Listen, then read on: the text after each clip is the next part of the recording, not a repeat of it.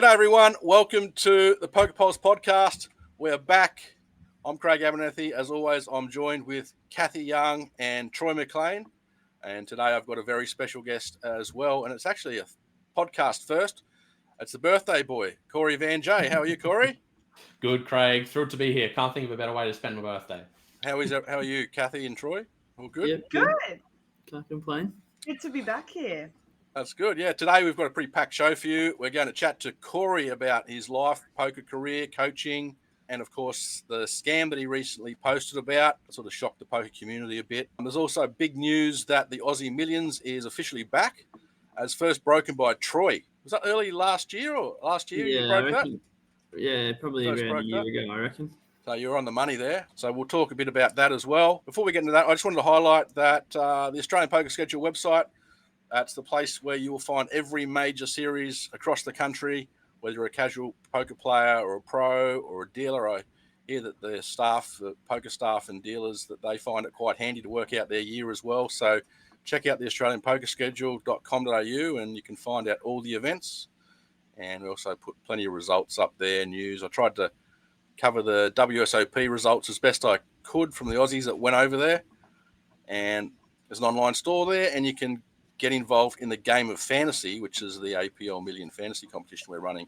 And we've already got 10 teams in that. So that's going to look pretty successful, I think, this year, and will be huge. And also Awesome. A really big shout out to Project Sunrun.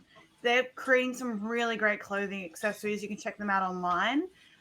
Their owner, Alan, he actually watches the podcast. And we did a collab with him a little while ago, and he created some custom Poker Pulse hoodies that you guys can get your hands on. Check them out on their social media. Check them out on their website. It's Project Sunrun. And it was an amazing collaboration. We're so lucky to have them. And there's some really cool hoodies that you guys can check out. And also, obviously, you're watching right now. You should hit that subscribe button. It doesn't take you guys any longer than 1 second, and it helps us out so much. And that way, when we release a new episode, you won't miss it. I'd like to ask our guest how you got into poker. You know, you're obviously a poker coach now, and you play professionally, but it all started somewhere along the line. I think my journey probably started in a pretty similar way to probably a lot of the people listening. So I lived in Emerald in Queensland, so basically middle of nowhere, middle of Queensland. Wasn't a whole lot going there. So I graduated school, did uni for 6 months, absolutely hated it. So dropped out, just was plugging away at working at Subway, did that for a few months, and then just started realizing that my brain is not getting worked. I needed to be doing something. Pretty competitive nature. I was a little bit of an overachiever at school, so sort of going from that to doing not a whole lot just was not going to work. So I thought, all right, what can I try? And I thought, why not have a look at poker? Let's maybe drop $50 on a poker website, have a play, and see if it's for me. So dropped $50 onto 888.com, and I was pretty fortunate to run hot early on, playing $1, $2 tournaments. Had some deep runs, some good results in the $1 NTTs, and spun that $50 into a few hundred, deposited some of it onto PokerStars, spun that up a little bit, deposited some onto Party Poker. Obviously, a lot of run good early on. And I'm fortunate enough to have basically spun that $50 deposit into my bankroll today. Yeah, That's how you do bankroll. That's your story. that's how it should work in theory. That's how it should work in theory. In theory, yes. Now, there was definitely a few small injections from things like free rolls and stuff. Like I played a good chunk of pub poker, and at the time it was all just free rolls. I mean, first place might be $100 in these things. So there was a few small injections here and there, but I was very fortunate. At no point did I go into the red. Just sort of spun that $50 up. And yeah, like I said, plenty of run good early on. Well, I was obviously still learning, and the online fields are tough. So for me to get the results that I got early was probably more due to luck than skill. But we run with it. And what year was that, do you reckon? So that would have been, I want to say it would have been 2014. Yeah, okay. So, poker players were still getting pretty good then too. Like, it wasn't like, obviously poker's evolved over the years, and That would have been right before it got banned in Australia, right? Yeah, I think we lost it in 2016. Yeah. Mm. So yeah, was lucky. I was just the right age that at 18 I could get a couple of years of grinding online, get in a lot of hands, and I think that's one of the big challenges that younger players in Australia these days face is they don't have access to online poker like that. Obviously, there's some loopholes and there's some bits and pieces that they can play with the apps and that kind of thing, but it's just not quite the same as when you've got access to all the public rooms, all of the fields, all of the traffic. I mean, the amount of hands that you can get in per hour is insane. So it was a pretty huge head start for me being able to grind online, especially coming from somewhere in the middle of nowhere where our live poker offering was literally just pub games a few times a week. And it's so hard to get better playing those pub games as well, where if you can put in the volume and, you know, online, it's almost impossible to get better playing the live pub games, I think. Yeah, I talk about this a lot with people that I coach, because obviously there's quite a few people that I'm working with that are also in a similar situation or position where just the place they live, the place they work, isn't in a city. And so they basically have access to pub games, and they might be, in some places, they might be free rolls. Some places, they might be $25 games. Some places, I've heard there's a few like pub games in Melbourne that are like a $200 buy-in and you can win 10K. So there's quite a spread of options when it comes to pub games, but depending on where you live, you might not have access to that whole spread. And for players in those types of places, I guess I'll just share a little bit of advice here. Playing those games, I've heard a lot of people say, is going to be detrimental to your game. And my answer to that is it will only be if you let it. There's still a lot of things that you can gain from just getting experience and playing poker, and obviously it's important to have fun doing it as well. But when you are playing those pub games, if you really do want to improve, just try and focus on what things the people are doing wrong and how to take advantage of it, rather than getting frustrated that they keep calling you down with nothing. Ask yourself, how do I actually beat this? And then endeavor to do it, and don't worry about the result. You're not entitled to beat them on any given day because you're better at poker than them. That's not the way the game works. So just endeavor to put things into practice that you would put into practice in stronger games, not necessarily in playing GTO at the pub. Definitely don't recommend that as the strategy. But GTO is not the way we make money anyway.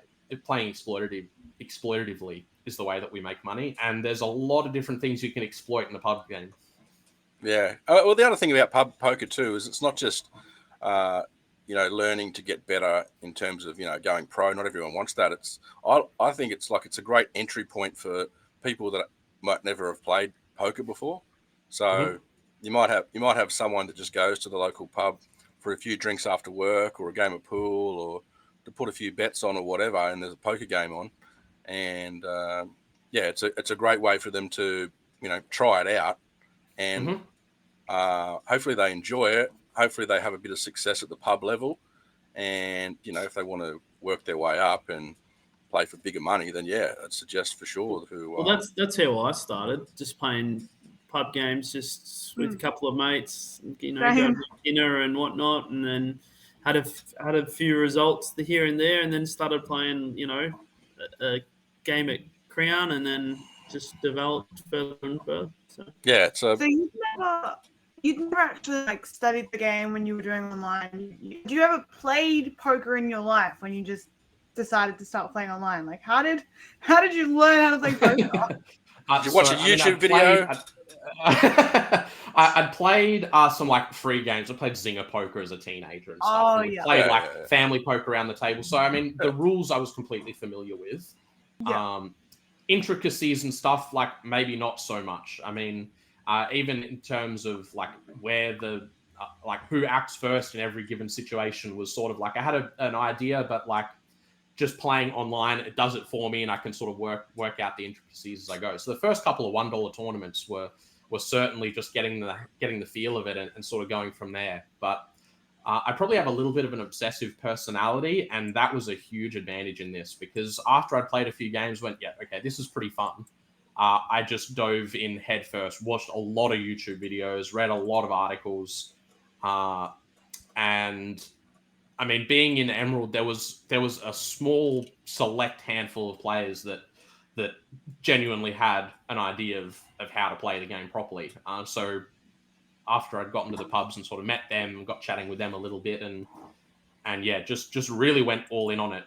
Being an 18-year-old with not a whole lot of responsibilities, I was lucky to have the luxury of free time. So I used a lot of it to improve and study and play. Yeah. I wanted to ask you, last year we saw you make your State of Origin debut for Western Australia. Yes. And all the time that I've seen you mainly was around Brisbane, and you played for probably 5 or 6 years on the Gold Coast and in Queensland anyway. And then I learnt that you were playing for WA, and I thought, oh, okay, he must. What's the story there? And what's the story with your original? So your name, Van Jaarsveldt. You've done a pretty good job of that, honestly. Yeah. Well, there's another guy. There's a Dutchman, I believe. He made the final table of the WSOP 1 year, and he beat Naj heads up in a 25k Pilo at the Aussie Millions, and his name was Jarrett Van Haircut. I can't pronounce his last name, but he's got all the fancy hair. So,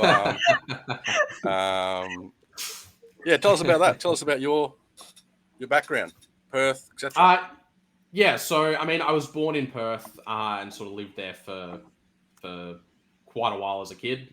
We bounced around a little bit in my teens.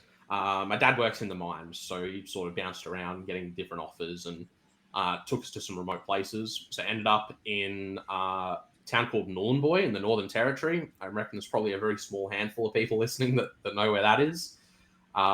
Very small town, but really nice community. Basically up the top of the Northern Territory. And so I spent a few years there, and then we moved down to Emerald. I would have been, I want to say probably 15 or something when we moved to Emerald. As an adult, I sort of bounced back and forth between Brisbane and Perth a couple of times, and currently settled in Brisbane. But yeah, I mean, I've probably spent about half my life in WA and half my life in Queensland, approximately, obviously a few years up north as well. But yeah, definitely, I definitely consider myself something of a dual citizen. But having a look at the Queensland State of Origin teams, if I wanted to get on there, I don't know that I could. So we jumped. Where's Emerald? Emerald is. Are you familiar with Rockhampton? Yeah.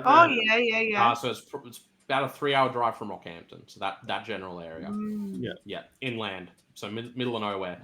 Yeah. Very hot during the day, very cold at night time. Yeah. But yeah, nice little town. It was a good place to go to school, good place to grow up, and the poker scene there was actually really nice, very friendly. It was poker.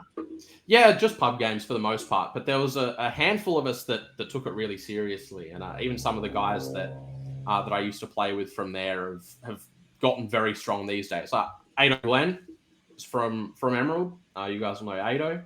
A couple other players that are very strong that have spent a little bit of time playing down there, living there, working in the mines and that kind of thing. So yeah, there's actually a handful of strong players that have come out of a little town that you wouldn't really think anything of. Yeah, poker's everywhere. Surely. It really is. Yeah, it's something that anyone can sort of play. And obviously the climate doesn't matter. You've got a deck of cards, you can have a game.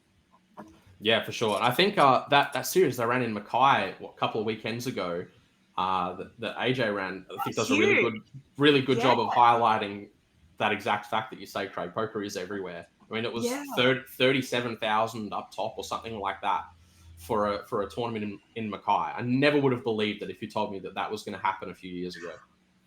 Yeah, we had a series in Echuca not too long ago, and there was like people coming from Adelaide and near Adelaide and Melbourne, and it was like, what the hell? Yeah, no way. It was pretty crazy. We're fiends for it. We travel everywhere for poker. Oh yeah, we'll find a way. Yeah, Troy. I think you won that, didn't you, Troy? You have a big win there. Yeah, I might have won the high roller and the main event back to back days. Oh, that's a pretty good series. That Troy's in the Echuca Hall of Fame. Not surprised. Corey, when did you decide, okay, this is the moment I'm all in on, like, you're already obviously all in because you have that kind of personality, but when did you decide, look, I'm going to actually take this seriously. I want to go pro with this. I'm going to learn theory. I'm going to become the Corey VJ that we know today, you know? Like, how did that happen? So it's hard to pinpoint the exact moment. I mean, I was pretty obsessed with it from the get-go. And there was always sort of, I guess, like that dream of it turning into a profession and playing at high stakes and being one of the best. I mean, that's we all dream of getting there when we start out. And yeah, I mean, just having that luxury of freedom of time and a few responsibilities being so young, I kind of just really went for it. There was a stretch when we did get the online poker ban in 2016 where I didn't play a whole lot. And at that point, I kind of thought, with the lack of online, it makes it very, very difficult to do this for a living. And especially at that point, I was living in Perth, and the live scene in Perth is much more limited than it is over here.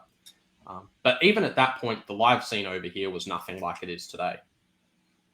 Today, there's so many opportunities, so many tournaments. You can just straight up be a full-time poker player playing live tournaments at this point, if you're willing to travel around everywhere. At that point, there wasn't so much. But once I moved back over to Queensland a few years later and sort of got back into it, was playing a bit more casually, and built up a little bit of a bankroll again, padded the bank account a little bit, and then just before COVID restrictions started kicking in, I basically organised to come and spend a month in Brisbane, and I was basically coming to work here. So I had a job at Hertz in Emerald, and they organised me to actually go and do some work in Brisbane for Hertz as well. So basically organised to go down to Brisbane, do some of that, and then on all my days off, and even on a lot of the days I was working, I was planning to just go and grind some 2-5 at the casino. And that was the plan. So I had a bankroll set aside. I was going to go and almost do like a trial run of playing it as a job. And it was going pretty well for a few weeks. And then all of a sudden, the casino was closing because COVID. And then the next day, I get the text from work saying, hey, we don't have any hours for casuals now because all the airports are stopping flights. So I basically lost 2 jobs in 2 days. God. Yeah, affected a lot of people. Yeah. And so at that point, I was like, okay, well, I guess I'm just gonna grind online for a while because I didn't have anything else to do.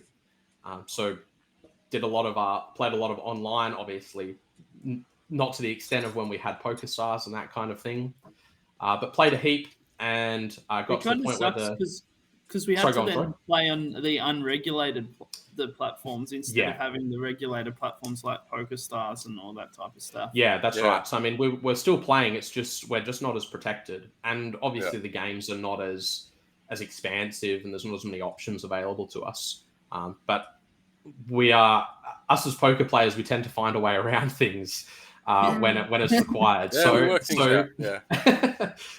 I did, and just played a heap over the course of that year. The restrictions lifted, went and played some live tournaments, had improved a lot over the course of the year, had a couple of really good results, and ended up basically just getting to the point where I wasn't really enjoying my job in Brisbane. Had a really good result at APT, had a really good series with a good piece of my own action. So decided, look, let's just take some time. Let's just get out of this job that I'm hating. Let's play poker for a while and sort of work out what I want to do. And then fast forward a few years later, and I worked out what I want to do is exactly what I was doing. And so here we are. Did you have like an underlying win that kind of you went, okay, now I'm going to just play poker full time and, dive right into it properly? So yeah, I mean, there was a series. It was one of the Australian Poker Tour series, and I came 3rd in the grind. So I want to say it was for maybe like just a shade under 20k. Down in Sydney, or it was Brisbane. Yeah, I think it was Eaton's Hill. Ah, That's right. when Yeah. So I think it was back end of 2020, the one that Dan O'Shea won. 19th of October 2020. Here we go. Yeah, that'll be the one. Yeah, it'll be 18K or something like that, I think. Yep. So yeah, after that, was just sort of meant I had the cushion and the freedom to really go, okay, well, I hate this job. I'm getting very few shifts, so it's not making me that much money anyway, but it was ages from my house and I didn't enjoy being there. So I was like, yep, cool. Let's can this. Let's see what I want to do from here. Thought about maybe studying, thought about looking at some other things, but I thought I'm just going to do my own thing for maybe 3 to 6 months and then really go from there. And that 3 to 6 months turned into however many years it's been now. Yep. That's a dream. That's honestly a dream. Like, I'd kill for that. I know a lot of poker players would, and I love that you stuck by it and that it's turned into what it has. I mean, it's not all easy though. Like, it does sound like, Oh, of you know, course. these It's a lifestyle that's lived up. Like, everyone talks about it and they talk about like the appeal of it, but I know the downsides of it too. So, but Corey's got his side gigs as well. Like, he's a commentator. He's been a partner in crime with Jordan Bromley quite a bit, and I caught up with him with a Perfect Pairs segment actually. So I wanted to talk to you, do that segment. But before I might just ask you about your coaching, because that's part of a business that you started. I'm going to say early last year, was it 2024? So it would have been, I think I officially launched it in the middle of 2023. Yeah. So the first few months was like a little quieter, and I've sort of been a bit more active, sort of posting about it and pushing it 2024 onwards. But yeah, so I started it while I was living in Perth at the time. I spent about a year living over there. I think it was like most of 2023, and launched it over there. Like I said, there's not a whole lot of live poker in Perth, so it was a good way for me to sort of build a little bit of a side income to keep things a little bit more stable. But then also it's just something that I really enjoy doing. I'd been doing the commentary for a little while before that, and it's just something that I really enjoy, sort of helping other players, being able to like give advice and sort of create some sort of educational content through the commentary, and then provide that in a personalized one-on-one fashion through Implied Odds. It's been an absolute blast. I mean, the people that I get to work with are so passionate. And yeah, it's very rewarding. Poker's a very individual journey, and to be able to sort of create a bit of a team and a community and to guide people through that's been a very rewarding experience. Yeah, I've started doing a little bit of coaching with a few players, and it's really nice to see them develop and them have these, scores that they kind of never thought were possible as well, and seeing their growth. And yeah, it's good. I do enjoy it as well. Yeah, for sure. And I think being able to, like you say, help them achieve results that they didn't really think were on the cards. Poker's a game that anyone can play, and that's the beauty of it. Some of us might have more or less talent than others, and that's the same with anything in the world. But in poker, if you just work harder than the next guy, even if he's more talented, you've got a good shot of overtaking him. 100%. And even if you haven't, even if he's stronger than you, then on the day, you're still in there with a shot. Like, you can still fight back. You can still be competitive. And if you can create an advantage or two, or you can work something out that he hasn't, or you can take advantage of the flow of this particular table better, you might be able to create an edge over someone that's better than you. And there's so many different angles that you can approach this game from that can give you those edges. And it's a game of small edges, so anything can make a big difference at the end of the day. I think that's one of the beautiful things about it. Yeah. When you first start doing a bit of coaching, you rock up to a next game, like you've learnt all your mistakes, basically, a lot of them anyway. Straight away in your first session, you're going to learn at least 2 or 3 things what are these guys doing? and then you watch it and you just see all the mistakes and you go, wow, okay, yeah, they shouldn't be doing that, and then you take advantage of it. So longer sessions and specific spots. Just fixing like really small leaks, like donk leading and bet sizes, and all that. Just those 2 things alone, you could just print massively. Like, Yeah. And it doesn't take much to level your game from being like one of the bad pub poker players to being one of the good winning pub poker players, and then increasing the level from there is quite easy Yeah. to do. Yeah, it's the nature of poker is that the mistakes that you're making them because you don't know their mistakes. Yeah. And so it's just a You matter don't know of what you don't know. exactly. Yeah. Yeah. And the beauty of poker is there's a lot of people that we play against that are pretty sure they've got everything worked out. So you do a bit of commentary as well. You're one of the more well-known commentators in Australia. How'd you get into that? And so I basically got into it. I got referred to try it out by Rob Donachie. So he said to Tom that he had an idea for a couple of guys that would be good to jump in the booth and just sort of have a chat. He thinks they'd do a good job. So he asked me and Ado to do like a demo video. So I went over to Ado's and we pulled up an old APT stream and we just talked some nonsense over it, talked over some hands, talked some strategy, and sent through this short little demo through to Tom. And he said, "Okay, this is pretty good. Let's just bring the guys in for one of the events and we'll give them a shot." So we did that, jumped in and did some commentary on one of the live streams at the APT, and Tom thought we did a great job.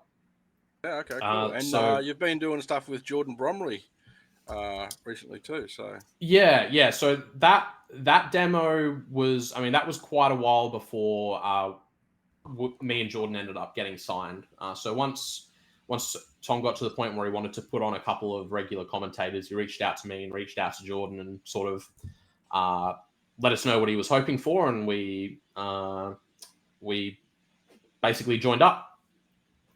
So Jordan is me and Jordan have basically been the commentary duo for a lot of the events over the last few years. It's been, it's just an insane amount of fun. The amount of people who've sort of come up to me and asked, "Oh, can you get me in the booth?" And it looks like an absolute blast. I'd love to get in there, and it is a blast. I wish I had the ability to bring more people in to give them the opportunity. But yeah, Jordan's fantastic to do commentary with. So easy to sort of get the back and forth going, bounce ideas. He's always good for setting up a laugh and getting a kick and getting some interaction out of the chat. He's very good at it. So he definitely makes my job easier.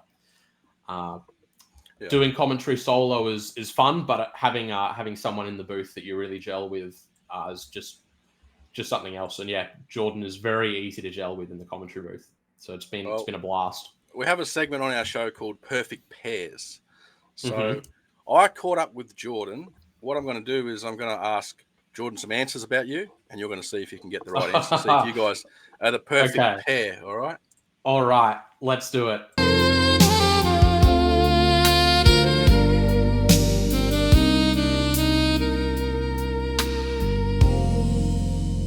The first question I asked Jordan to see if he could answer about you is, when is your birthday? Now, we know it's today, 21st of July. Let's see what Jordan said. Do you know when Corey's birthday is? Nah, not a clue. No, I wouldn't even be able to give you a year. I wouldn't even be able to give you an age. Corey's a bit of an enigma like that. Usually whenever Corey and I have conversations, it's about either poker hands, funny things that we've seen at a future table, or these days Bellatra. So. Oh dear. That's right. I respect him for not even guessing. And I'll be honest, I couldn't tell you even what month his is in. So that's fair. I don't think it's like a common thing these days anymore. Like knowing each other's birthdays as much as it used to be. Yeah, like everyone goes on Facebook and they say, "Oh, it's his birthday. All right, I'll just comment away. Happy birthday, mate." 100%. All right. Well, so the next question I asked Jordan was, does Corey have any hobbies or obsessions outside of poker? What do you think he said? He'll probably guess that I'm a bit of a gamer. He would know that I don't mind dabbling in a little bit of chess. I'm guessing those are probably the two answers he would have gone to first. All right, we'll see what he said. All right. Well, I know that there was a period of time where he was playing and trying to, trying to speed run Super Mario 64. I know that he plays a lot of Balatro lately. I know that he doesn't mind playing some chess here and there as well, I think. Nailed it. Wow. Yep. Well played, Jordan. He's on the board.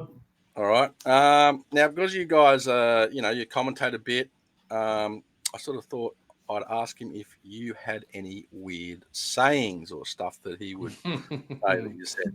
What do you reckon he said to that? I mean, surely the Sexy Boys is up the top. The Pocket Jacks, the Sexy Boys. That's one that's been there since we started doing commentary together, and it's one that he's hated since the first time I said it. Okay, let's see if you're looking for Sexy Boys. He's addicted to calling Pocket Jacks the Sexy Boys, no matter how many times I've told him not to. The Sexy Boys is a pretty common thing because something happened where I don't know whether it was somebody referred to Pocket Jacks as the Matt Bevins because they were the Sexy Boys, and then ever since then, any opportunity Corey's had, he would call them the Sexy Boys. I like that story now. Now I know why you call it the Sexy Boys. To be honest, I'm a favorite again. So it is the Sexy Boys. They are the There best. you go. There you go. Now, I wouldn't have been shocked to hear Jordan say it's a fair fight for the coin flips. That one I think would have also been worth full marks. But I just knew how much disdain Jordan has for the Sexy Boys. I knew that'd be the first one that came to mind. All right. Well, the next question I asked him was if you have any superstitions. Any superstitions? I mean, not really. I mean, we'll joke a lot about the whole idea of too many outs. So if he was going to say any, then that's probably the most accurate. But not really. I'd love to hear what he said. Not to kind of make any jokes a little bit too soon, but I'm not sure if he's going to be too happy buying at a tournament with tickets for a while. But I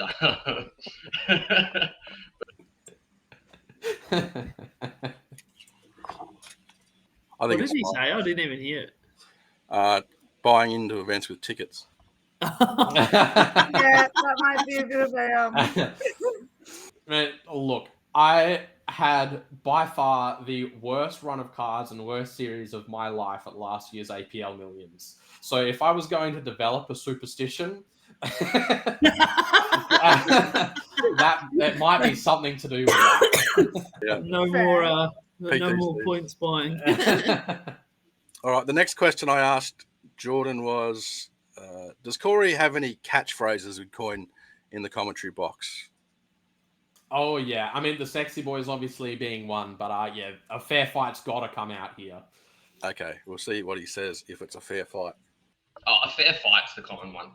Like, regardless of what the all-in is, if it's remotely close to 50-50, he'll say it's a fair fight. There have been times where people have been like in for 2 big blinds against a 50 big blind covering stack, and it's been like ace-6 against 3s, and it's a fair fight.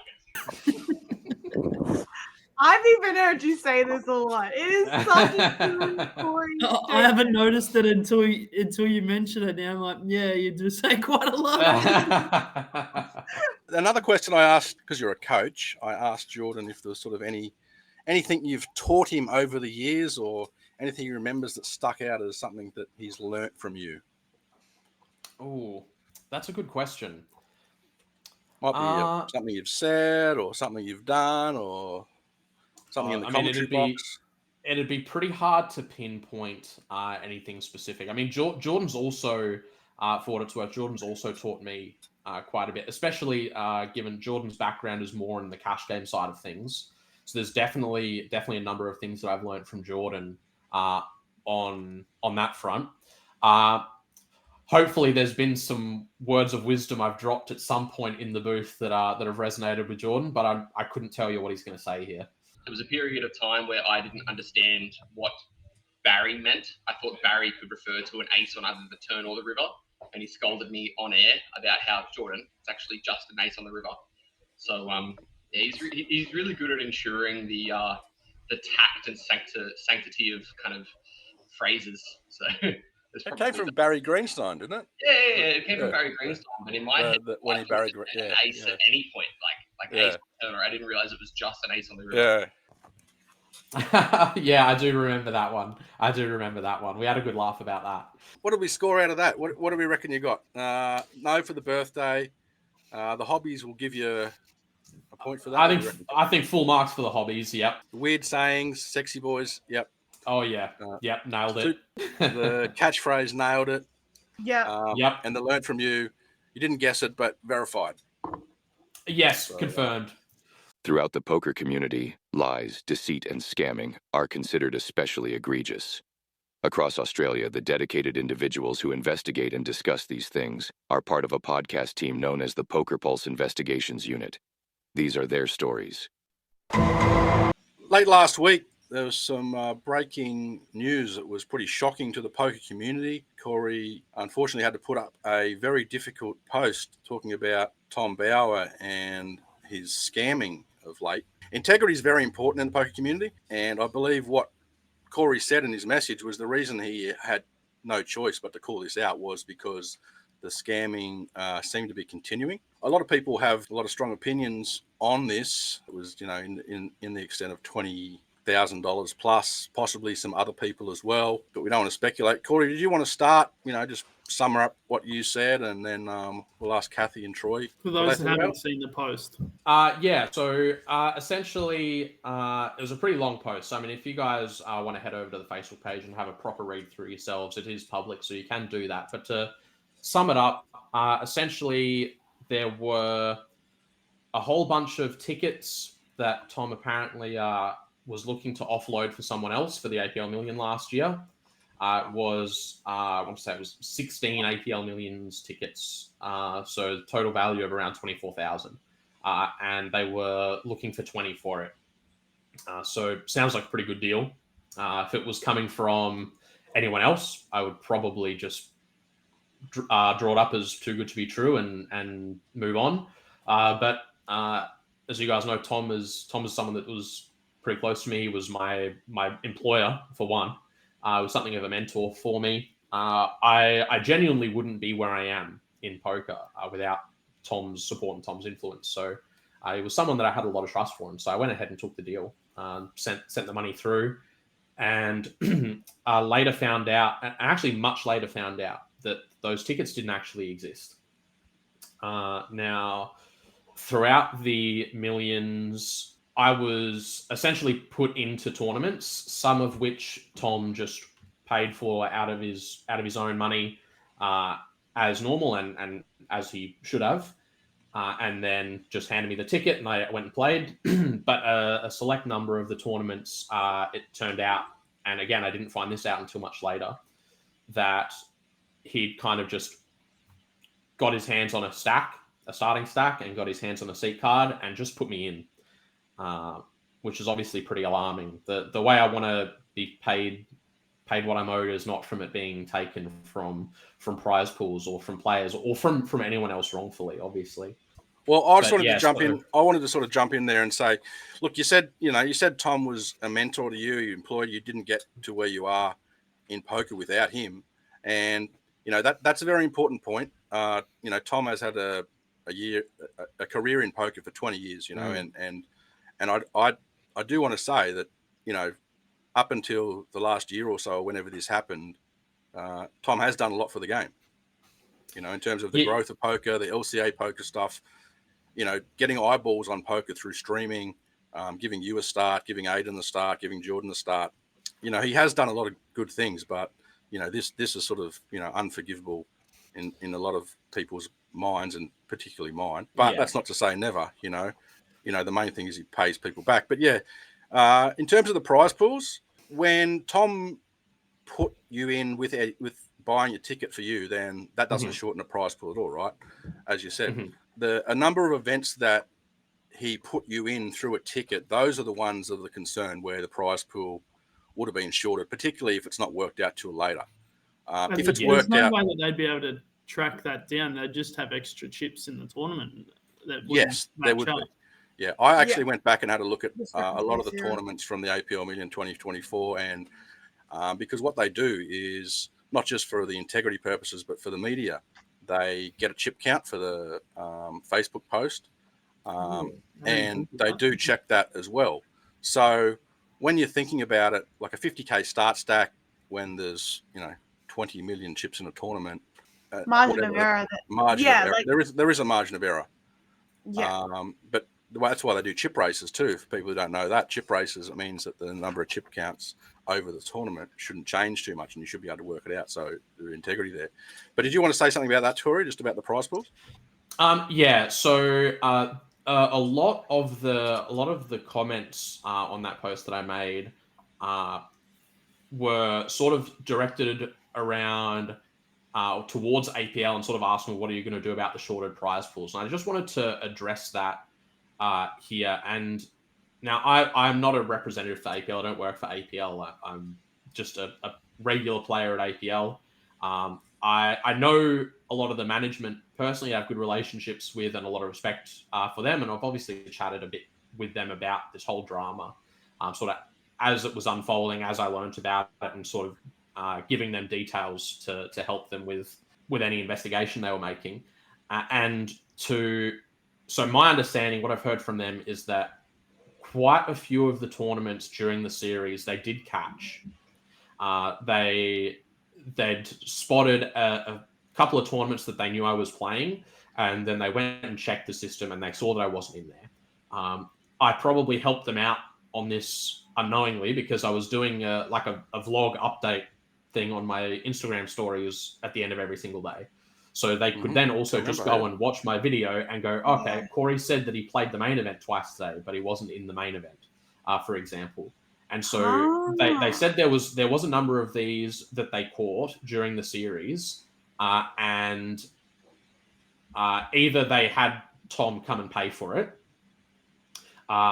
or they just contributed to the prize pool and made sure that the right amount of money was in there. Now I don't know how many they caught. I don't know how many times Tom did this. I don't know the whole process or any of the details, so I don't want to speak too much to that. But I have been told from some members of APL that there were some things that were spotted. There were some times that this were caught during the series and during the event, and they did endeavour to make sure that those prize pools matched. So I can't guarantee that there were no prize pools at all that were shorted, but certainly sounds like they have done their best job to ensure that the amount of money that people were playing for was the correct amount. Was it just for APL Million? Because I seen a comment on your post that said that there was one of the events in Townsville maybe that had 3 or 4 buy-ins missing or stacks missing or something like that. Yeah, so I think the comment was something like there were just more chips in play than it seemed like they were meant to be. I don't know anything about details on that, so I don't want to speculate too much. No, I just thought that. You might. Yeah. So was that all happening just for the APL Millions, or did it go for longer than just the APL Million in your circumstance? So basically, most of this, all the chaos and all the shady things were to do with the millions and to do with these tickets that I supposedly bought. We got to the end of the series, and of course there was still some balance remaining that I hadn't used. The plan was I bought a heap of tickets, and then if I didn't use them all, then at the end of the series I would just find one of my friends that was playing the 5K and just sell them a couple of tickets at a discount to get rid of them. Obviously I couldn't do that because I didn't have the tickets. Yeah. So Tom basically told me that he'd either be able to get it sorted and get them into my account as credits, which to me is the same as cash. I'm going to use them anyway. Or if they weren't able to sort that, then he'd be able to just reimburse me the remainder in cash anyway. That balance sat there for some months. Eventually, did you find out? Like, at what point were you? Like, when did this all come to light that you realized, oh, this has all happened? So I actually didn't find out until months later. So you didn't even know at the APL Millions that this was the happening? APL Millions, I didn't even know. No, I found out months after the APL Millions. Okay. Because buying tickets is like, I remember last APL Millions, I reckon I had 10, maybe 13 tickets myself. I'd just buy them from individual people, and I'd get in contact with APL via their emails, and I'd buy them and get them to send them an email and transfer it. And it was a pretty smooth process. And then the ticket goes into your account and there's no issues. Yeah. And so I had maybe 3 or 4 that I'd purchased from other people as well. But then Tom being who he was to me, and then Tom also being in a pretty high up management position at APL, I basically just figured I can leave it to him to organize, and so that's what I did. Left it to him to organize, and that's sort of how we ended up here. So I think in hindsight, looking at it all and seeing how weird it is, I can obviously see that I was a little bit naive in not maybe looking a little bit deeper or asking a few more questions. But yeah, at the time, I just felt like it was a bit of a weird situation, but I didn't really have any reason to suspect that anything shady was going on. I think that the whole issue here is the fact that APL didn't actually release something once they'd fired him. Like, if they had have released something, then a lot of people, I was at poker last night and I was talking to someone. They got scammed from him 2 months ago, and then someone else messaged that person.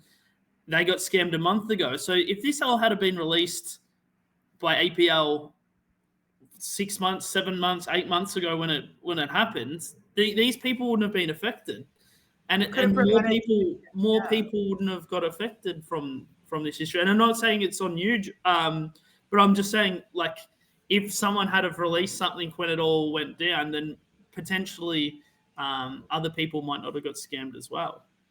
Yeah. Look, I mean, I personally had heard rumors in March, 3 or 4 months ago now, and what I do is my usual method. I just point blank message Tom. Can you explain this? And he just said, his quote was, "There's no juice in those lemons." So he completely denied it. I mean, I can't do anything unless, there's a physical statement or something that I can go with, you can only go with the facts and the truth and what's out there, This could also be, potentially criminal, with staff theft from an employer. What do you mean potentially? I mean, yeah. Well, it's not so much against the players, right? You're stealing money from the company, right? You're selling a product. From an organization. He literally stole money from So potentially that's why it wasn't announced too. Like, and it isn't common practice necessarily for businesses to announce that they've terminated staff, right? Like, I mean, it's not. We're not talking about the termination. We're talking about the issue of what's been happening here, right? Yeah, I understand the issue. If someone's getting requests for buying tickets and selling tickets and whatever in any relation to Tom, they should not do it, right? Like, yeah, but Tom didn't work for them. Should have been released. But Tom no longer worked for them. But he was pretending that he still That's right. was. But I could pretend I work for someone else, and if APL had released something, then people would have been aware of it, right? It's not like. Wrong. Yeah, they actually do really, like, when a CEO steps down or when someone high in management, which Tom was in, he was high in management. If in a big business like that, someone does leave, we actually do hear about it. So, I mean, we're not talking about like a dealer or a TD. We're talking about someone who worked in the management of a big company such as APL, who has stepped down or been terminated, actually. To be clear, I agree with what you're saying. I'm just saying it's not common for that to happen, right? That's all I'm saying. It's not expected that it happens. It's not expected, but when it's something like... It would be a courtesy, I agree, to let people know so future people don't get scammed. That's why Corey made his post, which we really appreciate, because that's he had no choice, right? He heard that other people are getting scammed, and he had to come out. So, and as far as APL, I mean, it's difficult because if you've got someone in your ranks that is trying to steal from you, you're going to work it out eventually, but you can't stop someone trying to scam you, right?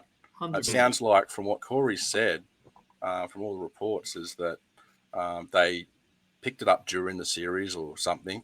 He wasn't aware that they picked it up. They did an investigation. They compared it with Corey's Instagram stories. They compared it with the records of people entry, and they caught it. But by that stage, it's too late. Like, you can't go back in time and put an extra $1,000 in the prize pool. So, but what I do think is important is you've got to look at the scale too, in terms of, like, from an individual level, it's huge. Like $24,000 is a lot of money to me. Be a lot of money to Corey. I understand he's not owed that much now, but at an individual level, it's a lot of money. When you're thinking about a series like the APL Million last year had 13 million in prize pools. If there was an outstanding, say, 15,000, 10 tickets that weren't put in, that's 15,000 out of a huge prize pool. You obviously strive for perfection, and you don't want any prize pool money missing at all. But I think you do have to sort of look at things in perspective, like what can APL do at the time? You've got a guy scamming you. Well, I don't think there is anything that they can do. You can't. But what they should do is, make a statement about it, and that's the whole point of. Yeah, what I'm trying to say is, I agree. I And think not it'd be mute nice. comments.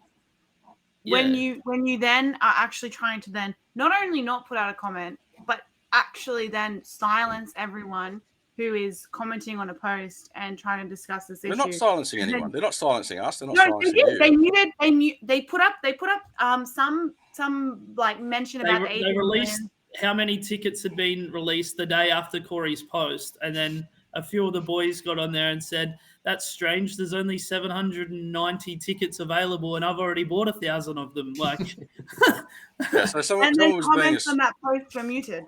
Someone was being a smart ass and they muted, but they can mute one post, but they can't mute. That's what I'm saying. If they had just released something, then it would have been addressed. Look, people will now use that too to, because I agree there should be a bit of clarity and investigation, like the results of the investigation. What I find still frustrating, right, is APL still haven't released anything, and people that aren't friends with Corey might not have seen his post. There's still no way of, like, everyone being aware that follow APL about this whole issue.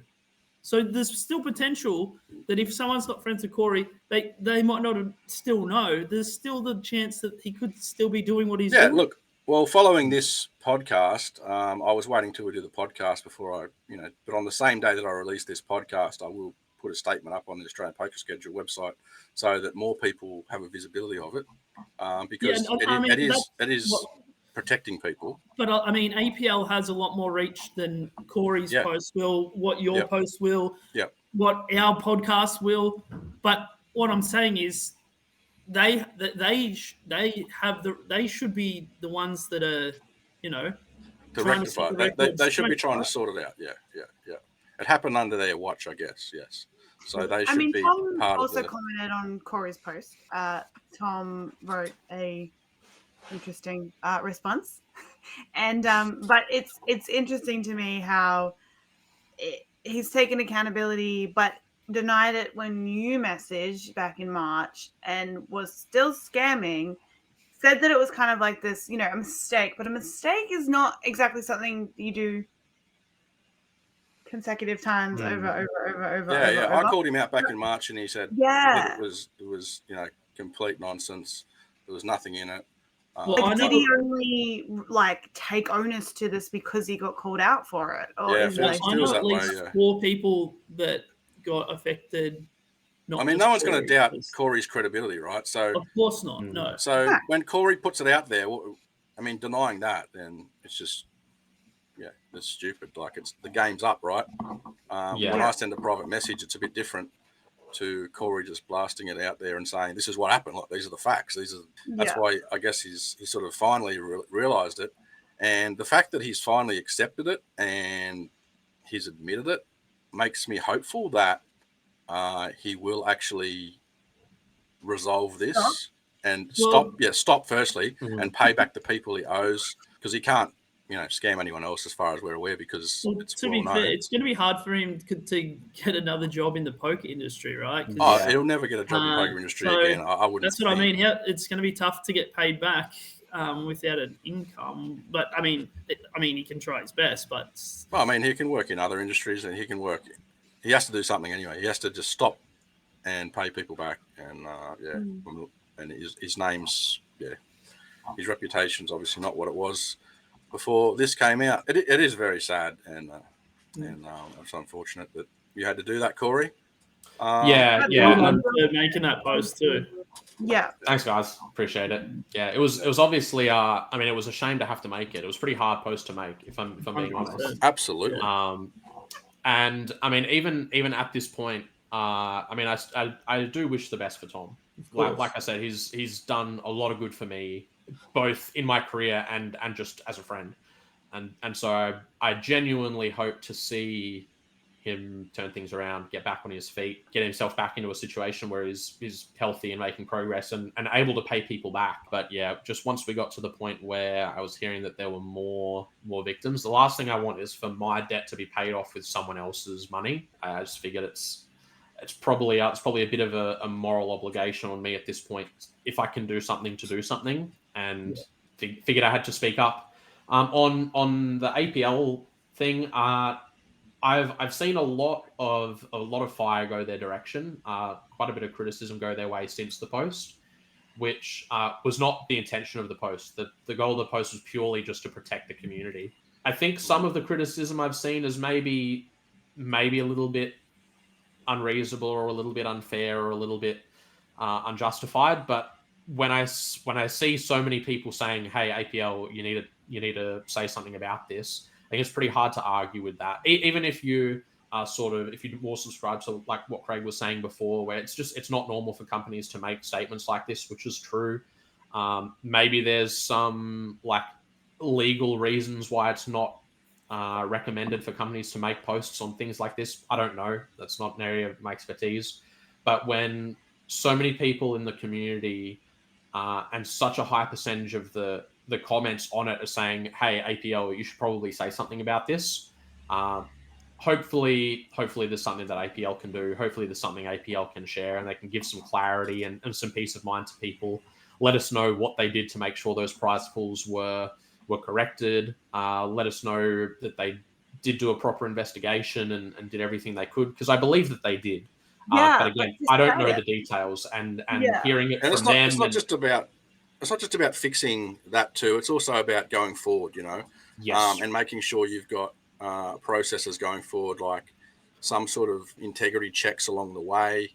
I know, like lots of retailers, they employ, sales audit to teams and people that work sort of in them just to protect from theft and, not just from players, but from staff and, just some sort of checks like that, just for reassurance, just to make sure that we're onto it. And the more stuff like that, the less people are going to sort of try it too, I believe, Yeah. Like, this is no way having a dig at APL. I think they do an awesome job. The series are awesome. Of course they do. Yeah.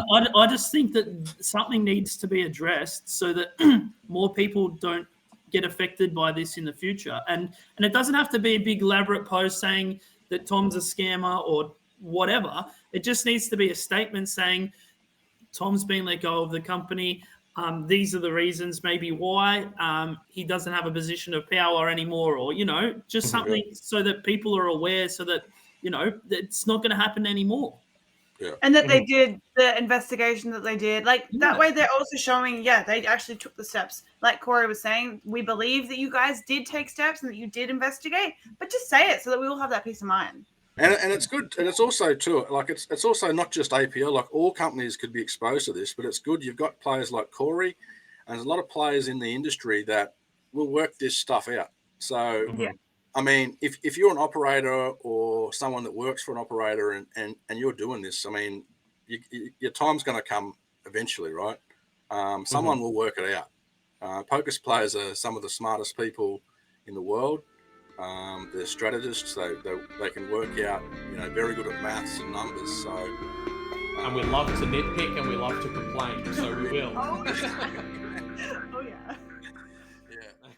Tune in next week for our APL Millions episode, where we have APL Ambassador Jackie Glazier, joined by Joel Williams, who will also be making a statement about this Tom Bauer incident. Look, Corey, we better let you go. It's quite a bit later than we thought we'd go with you. But thank you. It's been a blast, guys. I've had a really good time. Thanks for having me. Put up plenty of your stuff about Implied Odds coaching. Yeah. Because as a lot of people have said, it's really good. I think James Searle can attest to that. Yeah, he's Oh yeah. He's I actually wanted to give a shout out to James while we were talking about implied odds. He's definitely something of a standout member of the implied odds team. So he joined. I think it was just a couple of months before the Millions last year. He joined up and we started working together. And at the time, his biggest cash was, I think, just shy of $3,000 from a deep run in one of the APL PT main events. And he went on a stretch where I think it was maybe 5 or 6 months straight. Each month, he set a new highest score. And it ultimately ended up with him winning a Jackstar for, I want to say, 51,000. And not only that, but then he had another couple of months where he stopped setting high scores, jumped into another Jackstar, I think in Sydney, and ended up winning that for 60-something thousand as well. So not only has he won more Jackstars than I have, he's got a biggest cash than I have, and he's just well and truly showing me up. So obviously very, very proud of the work that he's put in and the results that he's gotten. Hit Corey up for coaching and then hit up James Searle for run good. Exactly. Yeah, I think that's a pretty good approach. Yeah. Or you contact James through Corey. What state's James from? Is he from New South Wales or? Yeah, he is. Yeah, New South Wales. Potentially, in the next year or two, he might get a call up for the State of Origin team and experience winning that like you did. Yeah, I mean, if he puts a couple more Jackstars in the books, I think there's a good shot. Yeah. Yeah. All right, Corey. Well, we'll let you go. Thanks so much for joining us. No, thanks, guys. It's been an absolute Happy blast. Happy Thank birthday, you. mate. Thanks, guys. Yeah. Enjoy. See ya. Talk to you later. Bye. Yeah. We also had some big news during the week. The Aussie Millions to make its long-awaited return to Crown in 2026. A lot of people are excited about that. 18 tournaments, they've said. They've estimated 14 million in prize pool. That is going to include buy-ins up to 25k with the 10.6k buy-in main event. It's great to have that back. It is a bit frustrating they didn't put it in January, but Everyone's talking about that. Yeah. Yeah. Not to big note myself, but Kenny Hallart just made the final table in Las Vegas, the World Series Poker main event. He reached out to Australian Poker Schedule a couple of months before the WSOP for some coaching, actually, and I helped him out. He asked about the Aussie Millions, and I said, look, we're here in 2026. I'll let you know straight away. And anyway, now that this came out, I did message him straight away, and he said he won't be coming because of the timing, and it's because there's a lot of stuff in Europe at that time, which is a shame. So I hope that's not sort of a common theme. Well, I had a mate from the US, Joey Wiseman. He said that he's going to come for it. So Nice. But I think there will be a lot of internationals that will still make the trip. I think just the name alone, the 10.6K, we really need Crown to ramp up the satellites and get people in. That was the attraction, right? You see $1 million in there of just satellite quality. Because the attraction was, you come through the summer, you got awesome weather, you got the Australian Open on the same time. Yeah. But in March and April, there is the AFL. You'll be able to take them to watch your Essendon Bombers play at the MCG or whatever. It's after APO. So APO is early April. Okay, so you might be able to come and play the Australian Poker Open and then play the Aussie Millions. And then go. Yeah, you'd have to. And there might be back-to-back series that might be worth people coming from internationally for. That would certainly work. I think most people would like Crown to move it back to January, maybe in 2027. It might just be a timing thing. Like it's only 5 months, 6 months till January, so they need extra time. I think that must be the reason why. I'd be surprised if they don't move it back to January in 2027. That's clearly the best time to be in Melbourne. The best time to be in Australia is the Aussie summer, and doesn't clash with all the Europe. So, But we did say it first, and it's confirmed. All right, well, just want to thank everyone for tuning in for this episode. I want to thank Corey Van Jay for joining us, discussing his life in poker and coaching and the situation he was in recently with the scam. So it's obviously tough to talk about for Corey and some of us, but, we don't shy away from these things. They've got to be talked about. So if you like the show, make sure you check out our social media, Facebook, Instagram, subscribe to us on YouTube, like the video, leave us some comments, and we will see you next time. Thanks, guys. See you guys. Guys. Happy birthday, Corey.